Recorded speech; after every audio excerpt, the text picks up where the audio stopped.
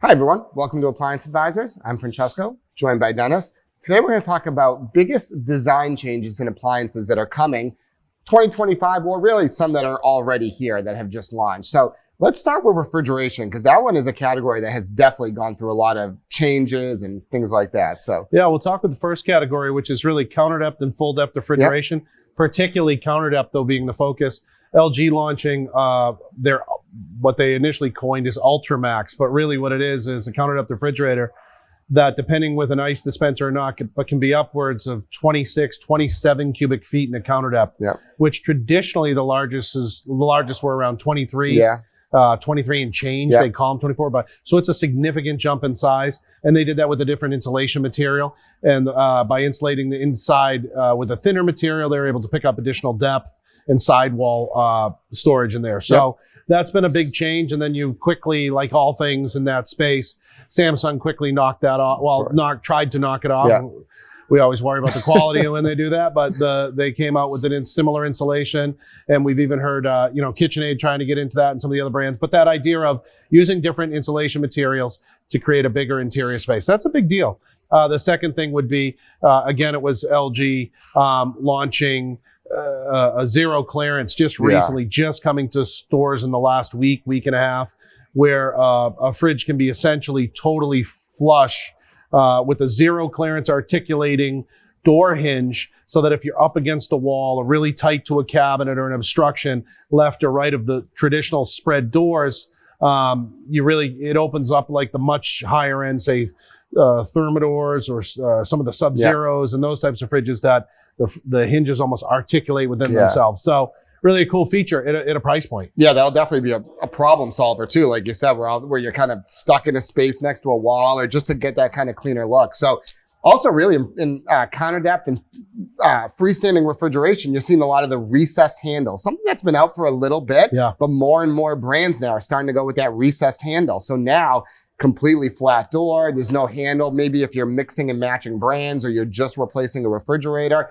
something that doesn't mismatch from everything else and just gives you that nice kind of clean look. And I think that's kind of more of what it is. It's people looking for that maybe cleaner look in their refrigeration. And you're seeing those pockets, like you said, across lots of categories. Absolutely. Whether it's a microwave garage that just has a recess now, or it's a dishwashers, almost large part you're selling predominantly all pockets across all brands. Absolutely. Because less is more. And that, to your point, allows people to mix and match brands without having all different handles. And that was always a concern in the past. So it's really been a good improvement. Yeah. And then really kind of going to built-in professional refrigeration, really what we're starting to see now too is brands coming out with a larger French door style refrigerator. So 42 and 48 inch, two door, doors up top, big drawer below.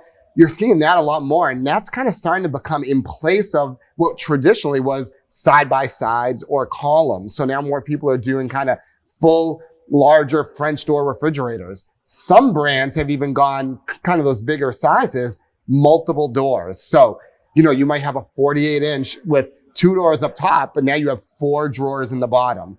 And that, I would say, definitely some people love it or hate it kind of thing there. It's very different than your traditional big drawer, but you're starting to see that more and more with a lot of different brands there too. Yeah, certainly. And we're seeing a direct result of the popularity of those styles of bigger single unit pieces from what was columns before. So up until this point, we'd had that big rage of, people taking a refrigerator and a freezer and putting them together. And there's a lot of reasons for that. Ease of installation being one unit versus two. Price, it's less expensive to do one unit versus two. And honestly, big, wide refrigerators can fit more food. Absolutely. Less wasted space.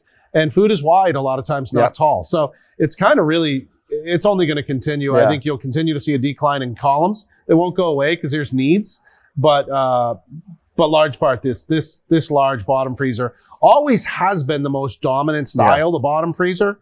But these bigger sizes is just going to take it over. Absolutely. Now, how about cooking, flipping it a little bit? So certainly, specifically with induction, I think what we're starting to see now is really in induction ranges, just larger induction ranges. So the pro brands like a Wolf, a Thermador, they've started to come out with 30 and 36 inches. But now you're even starting to see some brands like Fisher Paykel, Blue Star, AGA, 48-inch induction ranges, so much larger. And you're certainly going to see, I think, some of the other players coming out with a larger induction range there too. Yeah, and we'll share some stats because you and I actually looked at this recently. Just and you take a major brand, even like a Wolf, and it wasn't long ago. We've been in induction for almost 18 years. We got rid of our last electric cooktop in Yale, and we were at the absolute forefront with induction because we believed in the technology, and now it's mainstream. So much so that our rows of ranges where used to be these small sections of a few induction ranges, now they're fully integrated in where it's gas and induction ranges, because those are choices now. It's either or. It's not like, oh, what's this crazy thing called induction? So to that point, we've seen it in the stats. The stats on like a Wolf is almost 30% of ranges sold now are induction. Just 4 years ago, that was 7%. Exactly. So you're seeing that huge jump. Some people would say, oh, that's energy restriction, and that could be some small part of it. But truth be told, performance. People are just realizing performance and cleanability is great. Yeah. So, I think induction, and it's really going to be exciting as we go into the mid to back half of this year. We know that brands like SKS are going to launch pros. We know brands like Blue Star just launched. Our 48s are hitting the floors now. 36s at the end of the year. Wolf just came out with a mold kit where you can put two 30s and make it a 60, and it looks unbelievable with a modified unified toe kick that makes it look like one completed unit. So my point is, it's going from these niche smaller sizes to full size across lots of brands. Thermador just came out with 30s and 36s. So as they get bigger, they become more like induction. It's only going to continue to come out. And lastly, as always, I would say color, just in ranges like La Cornu, brands like that, really Blue Star, a lot of different brands, AGA, refrigerators like True. New colors certainly tend to come out kind of every year. The color of the year or some new styles or what's in color-wise there too. For sure. You've even seen, again, we talk about it a lot, but SKS coming out with new stainless steels. They have a new transitional line that's just starting to hit, and it's almost more of it's stainless steel, sure. It's hard to describe unless you see it in person. It's a blended steel. It's a really cool look. Hard to describe. It's almost in between a monochromatic gray and a stainless. It's really nice looking, very finished. And they're coming out with that. So even plays on steels are kind of coming out. So I think that's it. We talked about pockets, larger refrigeration, some of this cool countertop refrigeration with more space.